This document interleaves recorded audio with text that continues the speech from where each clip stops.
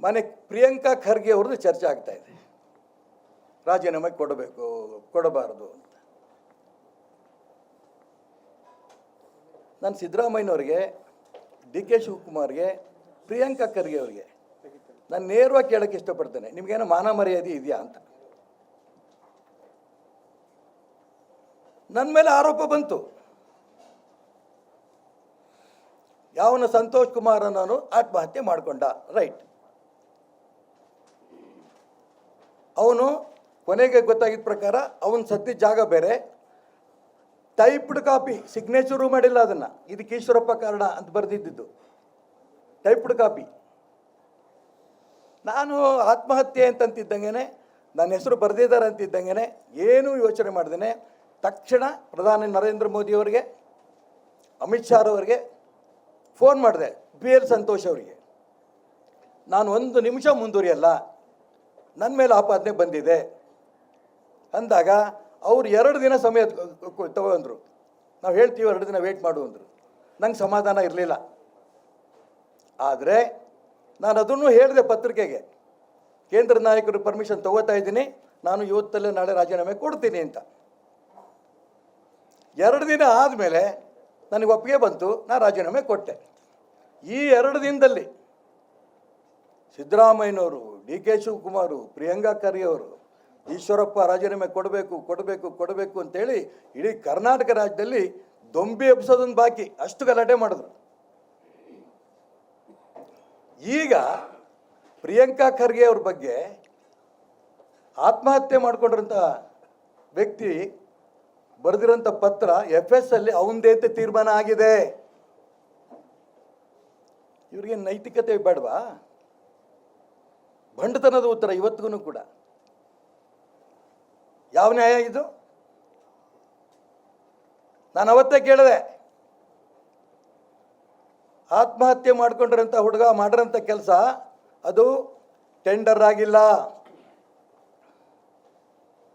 Work order issue ಆಗಿಲ್ಲ,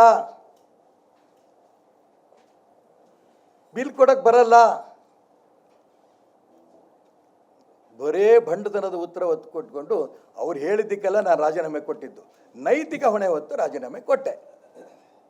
ಈ ಮುಖ್ಯಮಂತ್ರಿಗಳು ಡಿ ಕೆ ಶಿವಕುಮಾರ್ ಮತ್ತು ಪ್ರಿಯಾಂಕಾ ಖರ್ಗೆ ಅವರಿಗೆ ನೈತಿಕತೆ ಇದೆಯಾ? ನಾನು ಯಾಕೆ ಮಾನ ಮರ್ಯಾದೆ ಪ್ರಶ್ನೆ ಬೆಳ್ತೆ ಅಂತ ನನ್ನ ಭಾಷೆ ಅದು. ನೈತಿಕತೆ ಅನ್ನೋದು ಇದೆಯಲ್ಲ, ಇವ್ರಿಗಿಲ್ಲೇ ಇಲ್ಲ, ಬಿಲ್ಕುಲ್ ಇಲ್ಲ. BJPಯವರು ಮುತ್ತಿಗೆ ಹಾಕಿದ್ರೆ, ನಾವು ಮಾಡಿದ್ರೆ ನೀವು ಮನೆ ಬಿಟ್ಟು ಓಡೋಗ್ಬೇಕಾಗತ್ತೆ. ಇದು ಸರ್ಕಾರದ ಒಬ್ಬ ಮಂತ್ರಿಯ ಮಾತು, ವಿರೋಧ ಪಕ್ಷಕ್ಕೆ ಸೊಕ್ಕಿನ ಮಾತು.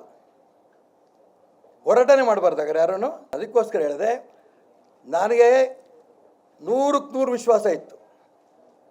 ನಂತರ 1% ಇದರಲ್ಲಿ ನನ್ನ ಪಾತ್ರ ಇಲ್ಲ. ತನಿಖೆ ಆಯಿತು, ನಿರ್ದೋಷಿಯಾಗಿ ಹೊರಗೆ ಬಂದೆ. ನೀವು ಹಾಗೆ ಬನ್ನಿ, ರಾಜೀನಾಮೆ ಕೊಟ್ಟು.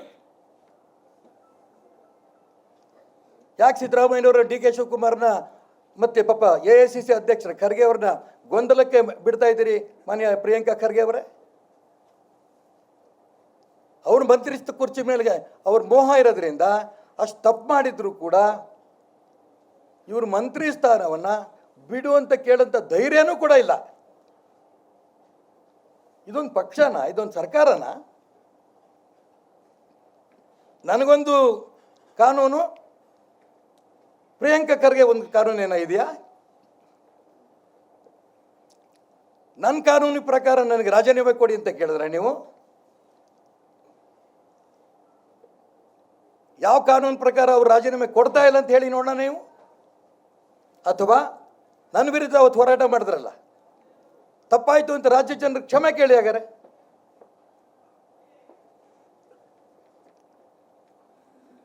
ಏನಾಗ್ತಾ ಇದೆ ಇವತ್ತು ರಾಜ್ಯದಲ್ಲಿ? ತಾವು ಆಡಿದ್ದೇ ಆಟ.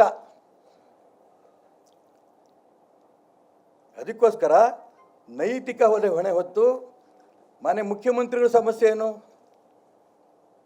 ಜೋರ ಕೇಳ್ರಿ ನಮ್ಮ ಕತೆ ಏನು ಅಂತ. ನಾನು ಅದಕ್ಕೋಸ್ಕರ ಹೇಳ್ತೀನಿ, ಮುಖ್ಯಮಂತ್ರಿಗಳು ಮತ್ತು ಉಪಮುಖ್ಯಮಂತ್ರಿಗಳು ಸಿದ್ದರಾಮಯ್ಯನವರು ಮತ್ತು ಡಿ ಕೆ ಶಿವಕುಮಾರ್ ಸ್ವಲ್ಪ ಹಿಂದೆ ಹೋಗಲಿ. ಯಾಕೆ ಹೋರಾಟ ಮಾಡಿದ್ರಿ, ಆ ಹೋರಾಟದ ಭಾಷಣ ನಿಮ್ದು ಏನೇನು ಭಾಷಣ ಇತ್ತು ಒಂದ್ಸರಿ ತಿರುಗಿ ನೋಡಿ. ಪ್ರಿಯಾಂಕಾ ಖರ್ಗೆನೂ ಏನೇನು ಮಾತಾಡಿದ್ರು ತಿರುಗಿ ನೋಡಲಿ. ನಿಮಗೊಂದು ಕಾನೂನು, ಈಶ್ವರಪ್ಪನ ಕಾನೂನು ಈ ರಾಜ್ಯದಲ್ಲಿ ಈ ದೇಶದಲ್ಲಿ ಇಲ್ಲ.